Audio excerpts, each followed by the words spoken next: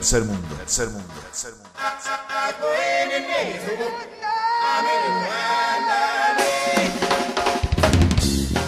Tercer mundo. Tercer mundo. Tercer mundo.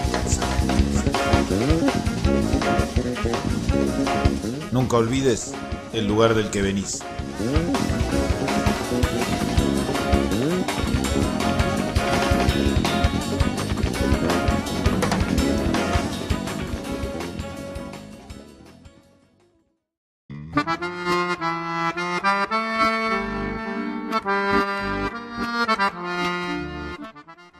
Volvemos al aire, escuchábamos de Divididos, Living de Trincheras, de la película Infancia Clandestina. Nos acaba de decir Adrián que nos están escuchando en vivo por Facebook desde Venezuela, así que a los amigos de la Revolución Bolivariana les mandamos un fuerte abrazo y un saludo, y que bueno, sigan resistiendo, que la elección de hace 2 semanas fue una victoria importantísima y un viento de aire fresco para toda América Latina, hablamos la semana pasada. Bueno, Venezuela. Tenemos visitas, estamos con el sociólogo Guido Giorgi de la Red Federal de Afectados. ¿Qué tal? ¿Cómo están? Buenos días. Hola, Guido. Del CONICET. Así es. Buen día, Guido. Buen día, gracias por la invitación. No, por favor. Bueno, vamos a empezar por lo básico. Bien. ¿Qué es el CONICET? El CONICET es el principal organismo de ciencia y técnica del Estado argentino. La ciencia en la Argentina se organiza, es un sistema complejo que tiene distintas instituciones. Están las universidades nacionales, donde hay docentes, investigadores universitarios, organismos de ciencia y técnica que están especializados en algunas temáticas, como el INTI, que se dedica al desarrollo de tecnología industrial, INTA, que es agropecuario, la CONEA, que se dedica a cuestiones vinculadas a lo nuclear, a lo aeroespacial también, y en el caso del CONICET es el organismo que se dedica a desarrollar ciencia básica en la Argentina. Entonces, de alguna manera, se dice que es el corazón del sistema científico. Bien, pregunta 2, ¿qué es la Red Federal de Afectados? ¿Cómo es un poco? La Red Federal de Afectados, por el ajuste en CONICET.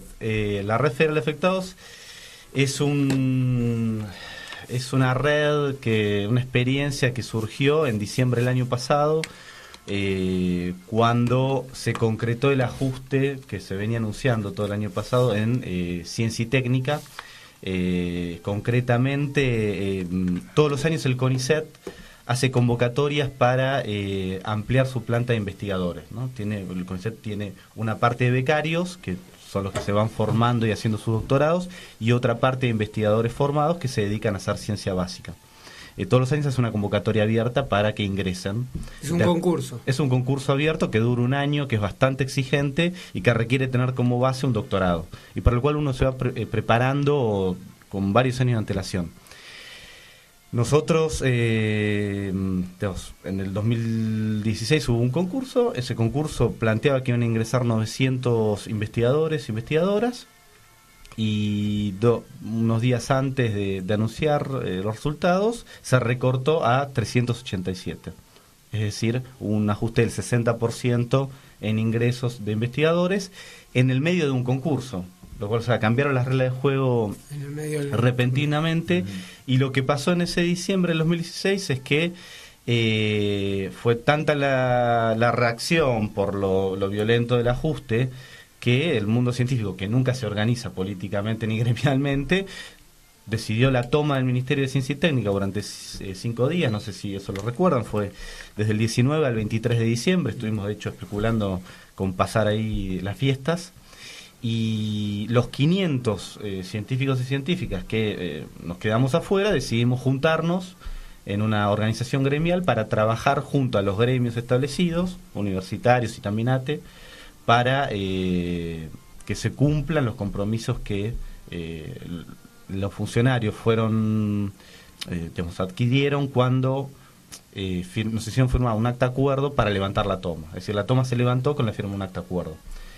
Y entonces, decidimos juntarnos para defender nuestros intereses y para dar la lucha todo este año, que es lo que venimos haciendo a nivel federal. Estamos organizados distribuidos a lo largo del país, desde Tierra del Fuego hasta Jujuy, desde Mendoza hasta Buenos Aires. Hay asambleas de base de becarios postdoctorales que intentamos generar ciertos consensos como para después ir a pelear a la patronal ciertas cuestiones básicas. Guido, o sea, se recortó todo, el ingreso y después el pase a los postdoctorales, todo se recortó. El ajuste más grande fue en ingreso a carrera investigador, ¿no? Es decir, el plantel fijo de investigadores, que es,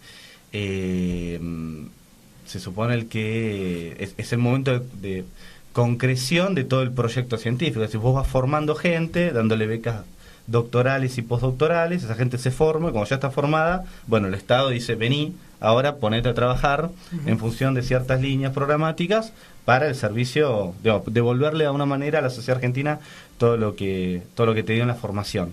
Entonces ahí es donde fue el mayor recorte. En las becas doctorales de formación, el recorte fue menor, fue un 20%, fue muy grande, pero fue menor. Entonces el CONICET está girando hacia un modelo que es el que tienen más en Chile o en México o en Estados Unidos, en el cual el Estado lo que hace es forma recursos humanos, y esos recursos humanos, cuando están formados, los lanza al mercado. Qué casualidad de países que nombraron. Sí. No es casual. Son modelos bien claros donde el Estado no aprovecha los recursos que forma. El Estado forma y después se los da al mercado, que no pagan formación. Pero además ahí habría otra contradicción, porque en este modelo ni siquiera va a haber mercado, ni industria. ¿Cuál, para nada. ¿Cuál fue el criterio que utilizaron para decir, bueno, de los que iban a ingresar, ingresan tantos y el resto no entra? ¿Por qué no entra? Más allá del recorte presupuestario, pero ¿cuál fue el criterio para decir, entran estos y estos no? Bueno, siempre se presenta una cantidad de gente. Te pongo el ejemplo del 2016. Hubo 1.700 postulaciones, ¿no? De esas 1.700 postulaciones se supone que 900 debían entrar. El CONICET se divide en grandes áreas temáticas, es un poco largo pero voy a ser rápido. Se divide en grandes áreas temáticas: ciencias naturales, exactas, ciencias, humanidades, y cada área está dividida en distintas disciplinas. Cada disciplina genera un orden de mérito. Entonces dice, bueno, a los de biología les vamos a dar 20 ingresos y hay 100 postulantes. Entonces se arma un orden de mérito y entran los 20 primeros. Y así en cada una de las áreas. Entonces, bueno, en nuestro caso, el recorte. Claro, en nuestro caso entramos los 500, digamos, del 501 para abajo sería. ¿Y qué establecía el acta acuerdo que arreglaron con Barañao? El gemelo de Barañao, no sé si sí, es una persona es Barañao, no es el gemelo de Barañao. Fue así. Después de la lobotomía. Es un lobo disfrazado de cordero, digámoslo. Sí, la verdad que fue el cambio del ministro fue es impactante, bastante, sí, llama bastante la atención. En diciembre, el 23 de diciembre del 2016, se decidió el levantamiento de la toma a partir de un acta acuerdo que comprometía al ministerio a darnos una solución laboral, que era un cargo que nos permitiera seguir haciendo ciencia en la Argentina con condiciones iguales a la de CONICET, que eso implica determinado salario, determinada estabilidad, que nos respetaran el lugar de trabajo, y también la línea temática, o sea, poder seguir trabajando en el mismo tema, que es donde nos especializamos y donde somos buenos. Ese compromiso se firmó medio a las apuradas por parte de las autoridades del ministerio, y durante los primeros 2 meses de este año era claro que no tenían idea qué hacer. Es decir, habían firmado ese papel, pero si nosotros no hubiéramos estado en la calle, no hubiéramos estado manteniendo cierta presión, no solamente yendo al ministerio, a las puertas del ministerio a protestar y a movilizar, sino también yendo al Congreso, yendo a los medios, vinculándonos con nuestros conflictos también mayores, no lo hubieran cumplido, porque realmente era claro que no tenían idea cómo hacer para relocalizarnos en otros lugares. ¿Qué otros lugares eran? Universidades nacionales y otros organismos de ciencia y técnica del sistema científico tecnológico argentino.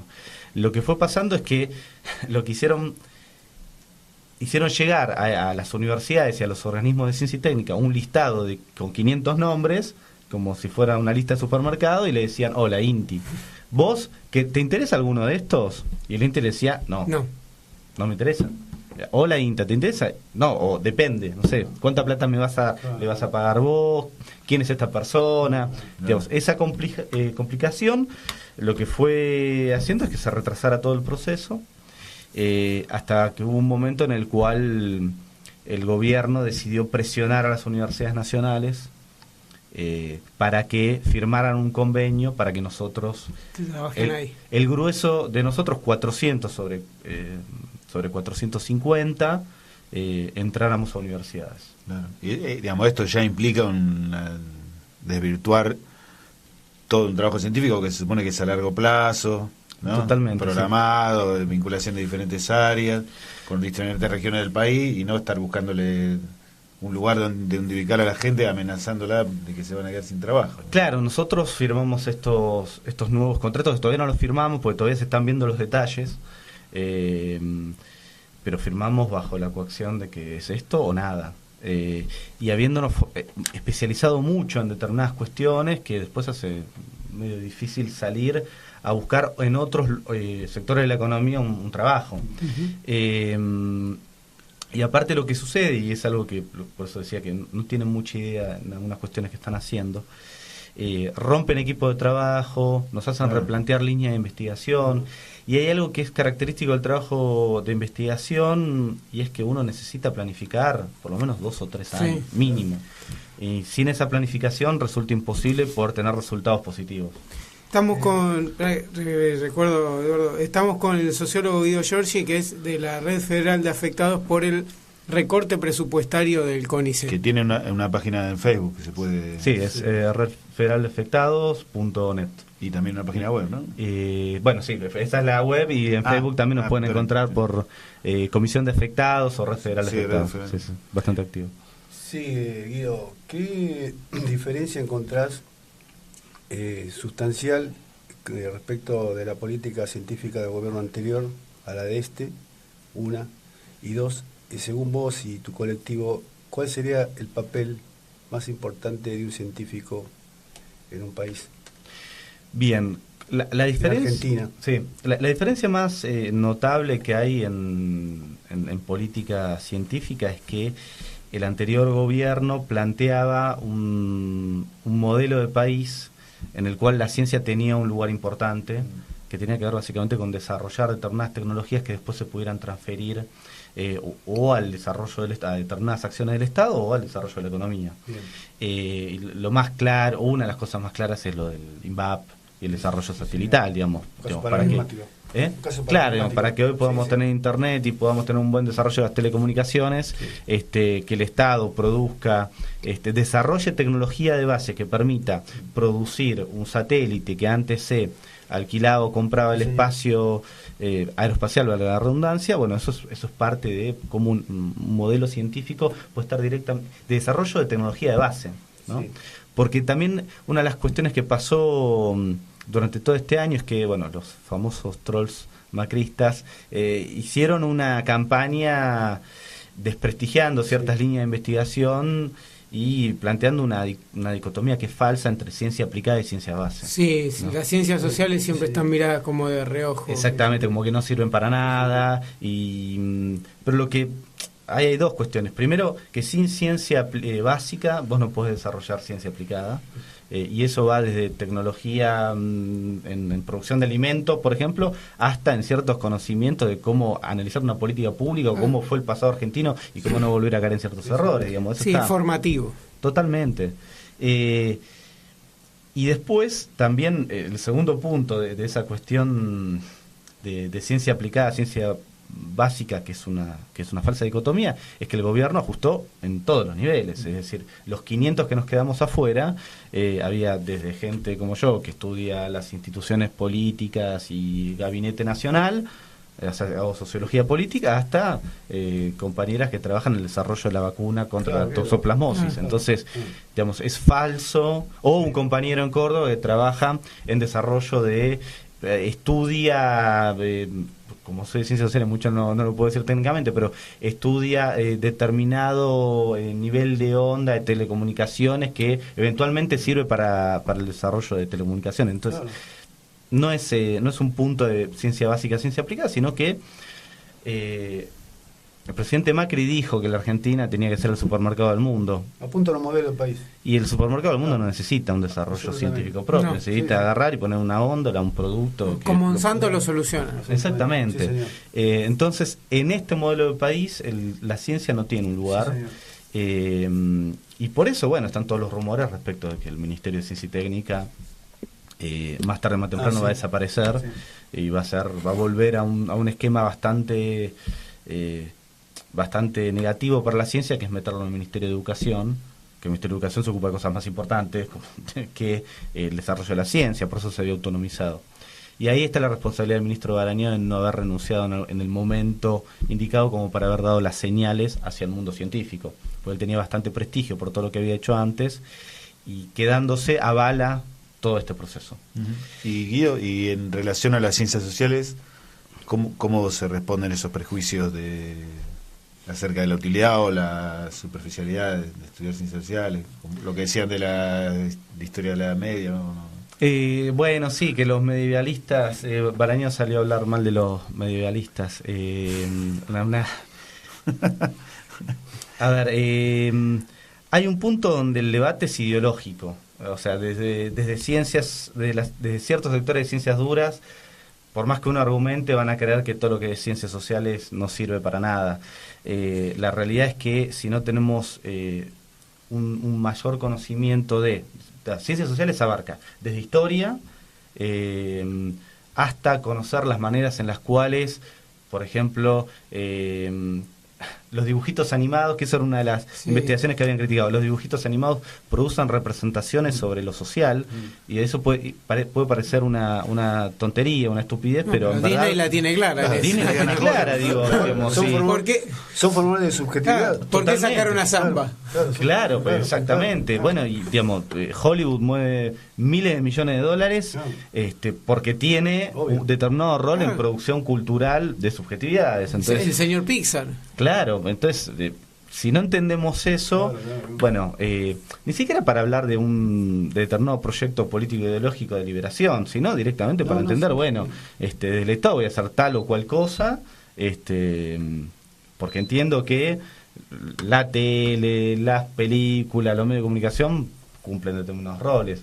No es que ellos no lo entiendan, porque tienes una alianza bastante clara, pero la investigación social sirve para eso, para poner eso de manera clara. La historia sirve para saber, digamos, cuáles son los errores que hemos cometido, cómo mejorar y no volver a caer en esos errores. Y después, gran parte de la ciencia social, por ejemplo, se ocupa en analizar políticas públicas.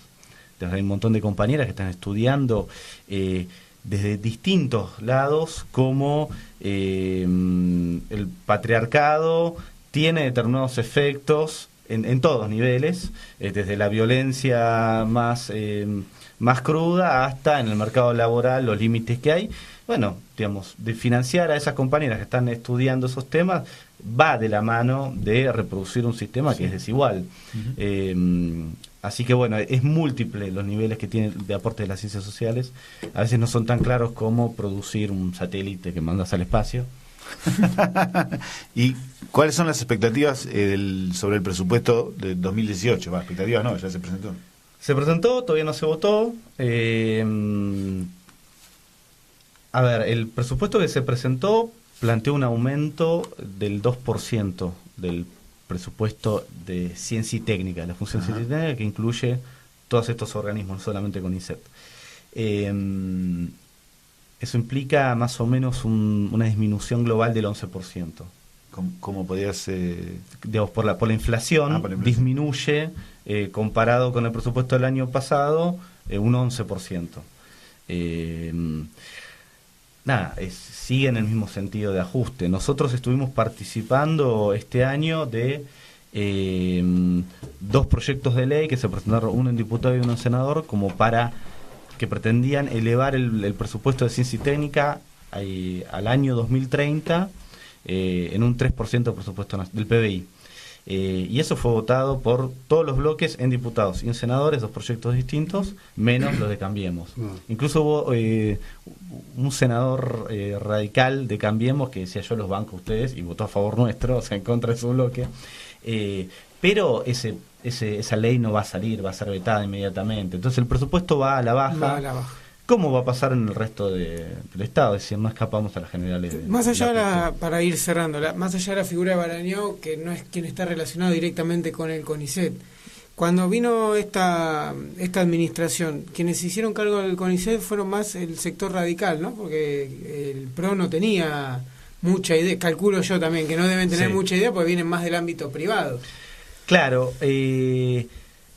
a ver, el Ministerio de Ciencia y Técnica, como pasó también en el Ministerio de Educación, Cambiemos puso a radicales. En el caso del CONICET, es muy difícil que alguien que sea externo a CONICET sea a cargo de CONICET. Entonces el que asumió, se llama Checato, venía de la gestión anterior, pero el CONICET a nosotros nos expulsó directamente. Entonces ahora, y CONICET depende un poco del Ministerio de Ciencia y Técnica. Y el Ministerio de Ciencia y Técnica, si bien tiene como cabeza a Barañao, abajo está manejado por a unos referentes políticos que venían de la Franja Morada, que vienen del mundo universitario, que conocen el mundo universitario, y que son los que están intentando llevar adelante este proceso de relocalización, pero todo bajo la atenta mirada de un secretario que actualmente es el viceministro, que es un tipo muy joven, que no tiene la más pálida idea de lo que es ni el sistema científico, ni una universidad pública, una universidad privada, y su vínculo con la ciencia y la tecnología es haber sido gerente en IBM.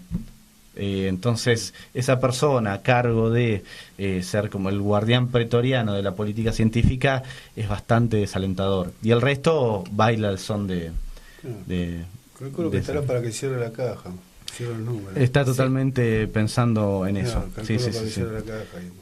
Sí. Guido, muchísimas gracias. Guido Giorgi, sociólogo. Muchas gracias. Participa en la Red Federal de Afectados por el Recorte Presupuestario del CONICET. Bueno, decir que esperemos que se solucione, sabemos que es complicado, pero bueno, hay que seguir peleándola. Sí. Lo único que no vamos a hacer es dejar que dependa de ellos. Perdón, no hay que abandonar la calle, que lo están haciendo en cada manifestación, aprovechan y van a hacer conocer a la gente el laburo de ustedes, eso está bueno. Bueno, este miércoles vamos a ir a la marcha en Maldonado, vamos a llevar nuestra bandera para formar parte de... Una ciencia para el pueblo. Exactamente. Muchas gracias, Guido. Gracias a ustedes. Chao, gracias, Guido.